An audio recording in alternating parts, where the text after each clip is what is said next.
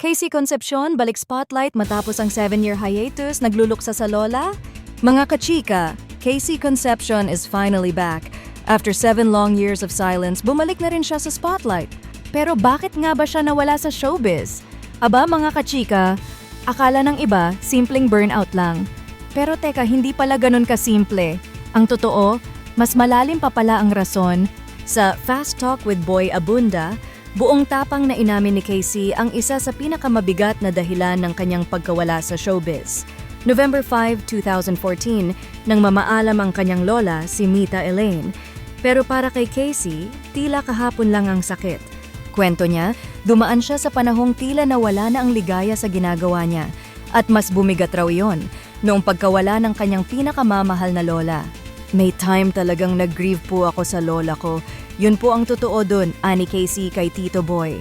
Mula raw sa pagiging pinakaunang manonood sa audience hanggang sa pinakahuling umaalis sa studio, si Lola Mita ang kanyang #1 fan sa lahat ng shows. Kaya't hindi raw maiwasan ni Casey ang matinding pangungulila.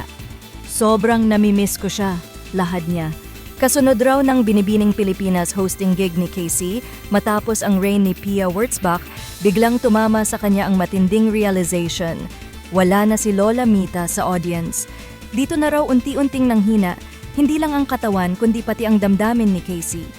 Nabasa raw ni Casey ang Secrets of the Millionaire Mind at doon niya napagtanto kung gaano kalakas ang epekto ng pananaw sa buhay. Kung negative ang iniisip mo, ganon din ang kalalabasan ng mga desisyon mo, ani Casey. Kaya't sa halip na piliting maging okay sa harap ng camera, pinili niyang magpahinga at damhin ang lungkot. Tanong naman ni Tito Boy, kung buhay pa raw ngayon ang kanyang lola, ano kaya ang magiging reaksyon nito sa mga bagong tagumpay niya? Mapapamura siya sa saya. Natatawang sagot ni Casey. Kilala raw niya ang lola niya. Prangka, animated at palaban. Aminado pa siya, madalas daw sabihin sa kanya ni Lola Mita, "Ano ba, wala na akong mapanood? Bumalik ka na."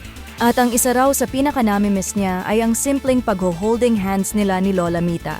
Mga kachika, sa pagbabalik ni Casey sa spotlight, dala-dala niya hindi lang ang alaala ni Lola Mita, kundi ang bagong sigla, panibagong Casey, at isang paalala.